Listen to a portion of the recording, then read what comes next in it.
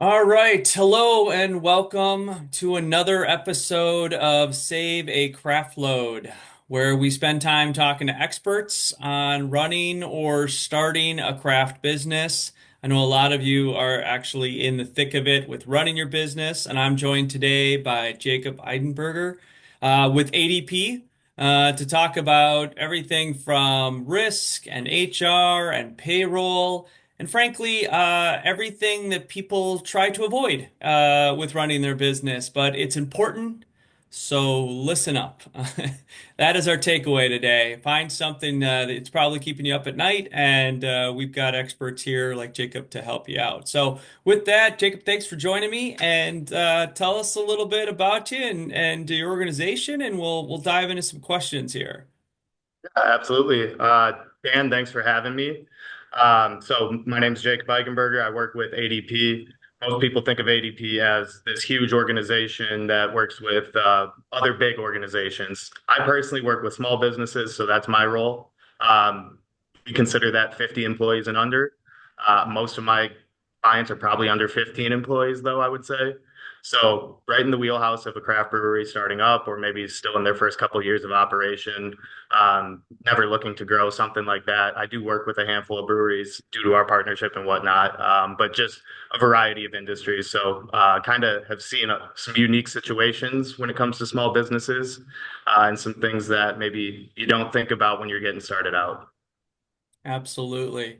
Well, I appreciate you, and I think that gets to my first question. It's a question I hear from breweries, wineries, distilleries. What services do you have that apply to a small businesses? Because I can tell you the perception I hear is I think that I know they have some services, but it feels like big companies, 400 employees, etc. I'm not there yet. I'm not Stone Brewery, whatever have you. What are some things that are, the ABP talks about that you talk about when you're talking to a business under 50 employees, for example? Yeah, so I think we're most commonly known for payroll services. And that is a big portion of what our small business is for, or our small business platform is for, I should say. So it's only 18% of what ADP does total. It's just payroll. But it's probably more so 30% of our small business platform. So when you're getting started out, you need a way to pay employees correctly in a way that will file taxes for you with the correct government agencies, state and federal wise. And that's not really fun stuff to do when you're getting a business started. So a lot of people will put that on a back burner maybe. But getting the correct government IDs set up for tax IDs, that kind of stuff, is something that we really strive for with small business.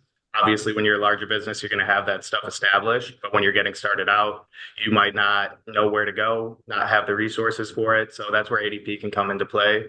A lot of states also have unique mandates. Typically, when you get to 50 employees, they become a little more nationwide, but each state has their own kind of unique mandates for small businesses as well, whether that be HR wise with sexual harassment trainings, those kind of things, or retirement plans for having 5 employees. Uh, Those kind of things come into play, and you might not be aware of it and be out of compliance. So it's kind of just keeping businesses within the guardrails of what the government is looking for so you don't have to deal with all of the annoying stuff as far as like tax notices and letters and how to resolve that. And oh no, it says I owe $10,000. There's no way I owe that much. hmm. Like ADP helps sort that out and does agency calls and whatnot. So we communicate and get answers for you when you're getting started out and new to it. So if I'm hearing you right, you'll call the IRS rather than me having to wait on hold for like 3 hours So and do that. yeah, me personally, I will not, but we do have people that will Someone be in will. contact. Yeah, All right. we have a support team. The royal we. Well, that's good to know, and that's helpful. I mean, the biggest thing I hear from show me a small business owner who, one, knows what to do when that letter shows up, two, has the time to investigate. I mean, you want to email it off to somebody, you want to give a call and be like, what is this, and what do I need to do, or can you do it? Are all big things. Let me ask you, when you're talking to somebody a small business owner, someone who's got maybe one or two locations, 20 employees, 50 employees, whatever it is, and you say, "Oh, we do that." To your point, I know that I think there's an awareness of payroll, but and that seems to be the marquee thing that comes to people's mind. But what is the objection that you hear back when you say, "Have you thought about ADP for helping your business? Your ice cream shop, your brewery." What comes to their mind on why they haven't reached out to you or thought of ADP? And truthfully, I believe it's because we're one of the biggest players in the market. So a lot of people think that it's for larger organizations. They might not know of our small business platform or how it works. But I would say that's probably thinking prematurely that it's going to be more expensive than anything else, thinking that they're too small for it. A lot of people think that they can do it on their own, and I'm sure they are very capable of it, but there are a lot of different things that get layered into payroll and employee management. And QuickBooks is a great, like, not to call out a competitor like that per se, but it's great accounting software. So a lot of businesses will use an accounting software when they get started and continue using that throughout the length of their business, the tenure that they're in business. Um, and you can offer payroll through that, but then there's a lot of hands-on things that you have to know on your own. There's Mhm. less HR support with something like that, and we do integrate directly with a lot of accounting softwares, like a QuickBooks, like a Sage, like a Xero, or something like that. So I'd say a lot of people thinking that they can do it on their own, but maybe not knowing the full complexities of everything that comes along with it, is another reason that people would maybe not go with ADP. That's some backlash I hear. And then I get calls from those people at the end of the year, start of the next year when taxes aren't done correctly. I can almost expect it in a few quarters or something like that, where, hey, we don't know how to do this garnishment payment. I remember us talking about you guys offering help with child support payments, for example, or a state tax levy or something like that. Um, so it's just mainly when people need more support, they realize that they don't have it, or maybe they're using something similar to ADP today and they don't have a trusted contact that they can go to. That makes a huge difference too. So maybe another objection I commonly hear is I'm with a different competitor, very similar to yours. What's the difference between you guys?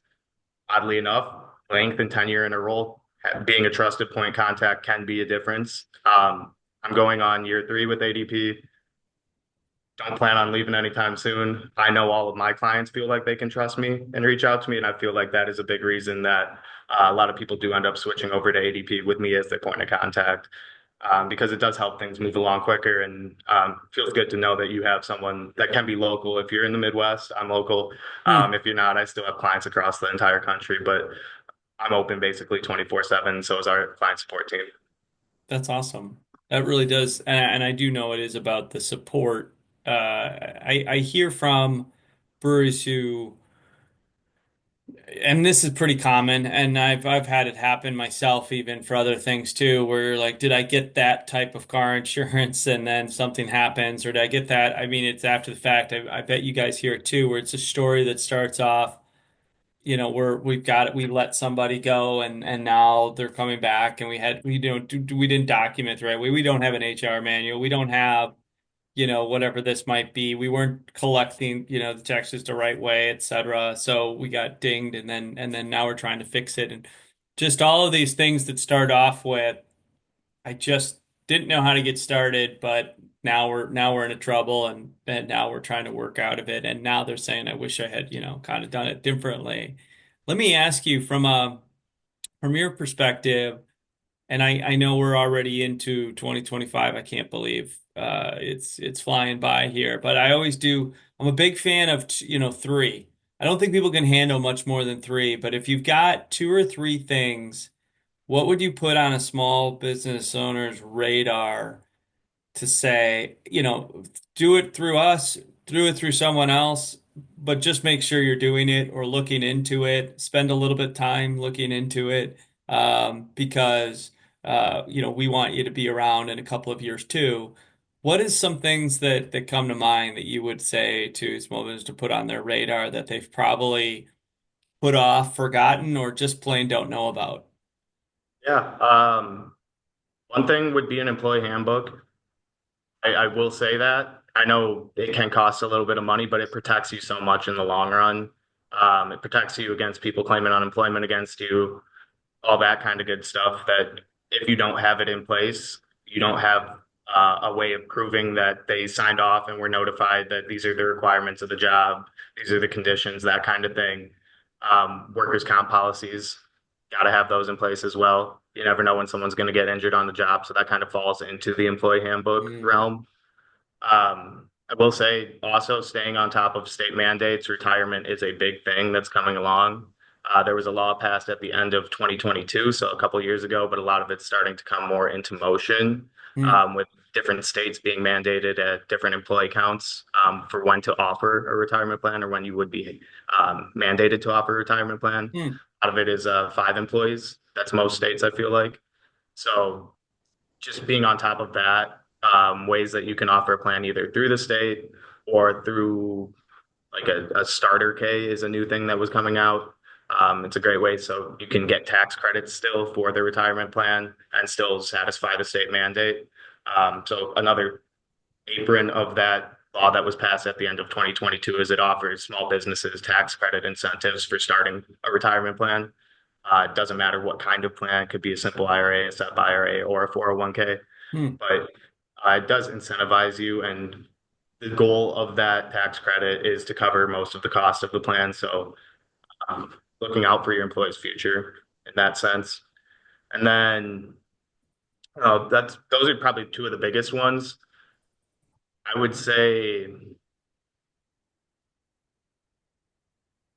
employee benefits would be like a third one, getting creative with those. Sometimes it's not easy to offer full benefits. We know that. Um, so getting creative with benefits. I know a lot of people that I work with will sometimes go to like a weekly pay cycle as an incentive. So it Mm. costs a little more on year end as a business owner to process payroll weekly, but employees might look at that as like a benefit, something like that, or looking into how to offer some sort of health plan. I know ADP offers uh, I think the technical term is ICHRA. So they're health reimbursement accounts where you can set like a budget for your employees to shop their own health care. It's not a Mm. group plan, but it's somewhat of a creative way. And if they don't use the money, it goes back to you as the business owner. So just different ways that kind of proves that you're looking out for your employees if you're in growth mode. If you're trying to stay as a small business, just being on top of your taxes and rate changes. Not sure if small businesses getting started out realize this, but you have a state unemployment rate most of the time, depending on what state you're in. The rate does change year to year, so making sure that's updated in your system for processing payroll so you're not overpaying or underpaying on taxes when you get to the end of the quarter and they do an audit. Mm. Yeah, all good things.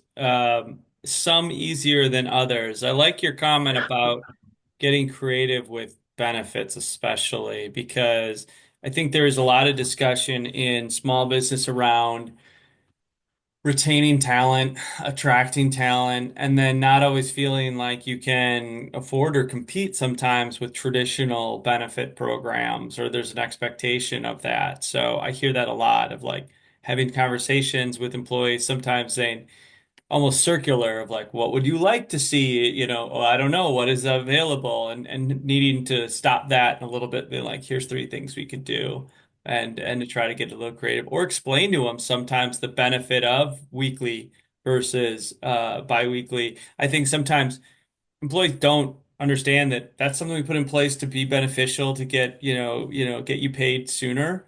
And it costs us a little bit more, but we want to do it because we want you to stay. And so I think that's another thing too. Being a little more transparent can help. But all good points, Jacob, on Yeah, things that people could be working on. I will say also, I should plug this in there for ADP. We do have a partnership with LifeMart where it supplies kind of like discounts to travel, fitness, grocery, that kind of thing. So I've used it in the past as an ADP employee for HelloFresh Oh, food okay. deliveries, meal kits, things like that. So having a program like that in place even is kind of off. It's not a benefit per se, but it's kind of like a creative benefit that shows that you are looking out for your employees. Absolutely. Absolutely. I mean, it's always the comparison of that is something we worked on and put in place. For you, it's different than The place down the street doesn't have that. So I think it's nice. It's saying like that's something that took time and effort to put in. And why we want you to, aware of it, use it, and find value in it. So let me ask you this, Jacob. This was great. Trying to, again, the focus on what ADP can do and what you can do with small businesses like breweries, wineries, distilleries, all of that. The industry, craft in general is facing some challenges. There's new products coming out. There's changes in drinking habits, all this stuff. There's some ups and downs that are going on. There's a lot of things going on. I always try to end on a positive. What are you excited about for this year, either in your world or talking to different small businesses, or what's something that got you excited for 2025? In the ADP world, I think I'm excited. We just announced a partnership with Clover at the start of this year for POS systems. Okay. So I know a lot of retail shops or even possibly breweries, wineries, distilleries. Could value from having a POS integration with their payroll. So that's something that's new with ADP that I'm excited about for smaller businesses. Also, we dump like over $1 billion into research and development each year for our products. And I feel like it's getting even more user friendly, which is always a big plus too, because people are hesitant with the ADP. Like I was talking about earlier, they think it's a big company for big companies. Software is going to be super complex. So I like that we've been working to make it even more user friendly and easy to access. So those have been cool things in the ADP realm. Just overall general business outlook. I feel like I'm excited because it's about to be summer. You know what I mean? Like, how can we not have enjoyable conversations when the weather's nicer? I feel like everyone's just in a better mood. It seems like things are starting to calm down from changeover. Not going to get political, but election wise, just different policies that are being in place. That kind of changeover is starting to fizzle down a little bit. So I think businesses are having a more positive outlook, especially in the small business realm. So trying to keep that energy with everybody over the course of the summer and into the fall here. That sounds great. Great. I will second that. The nicer weather and sitting outside some of these establishments are fun to Yeah. and consume what they're back there making. So, Jacob, I appreciate the time. Always good to talk to you. Appreciate providing some insight into some things that is it's not an easy topic. There's a lot to unpack there, but it's critical, right? So to places to have that access, have that support. So appreciate it, and thanks again for the time today. Yeah, absolutely. Appreciate it, Dan. Have a good one, everyone. Yep, always good to talk to you.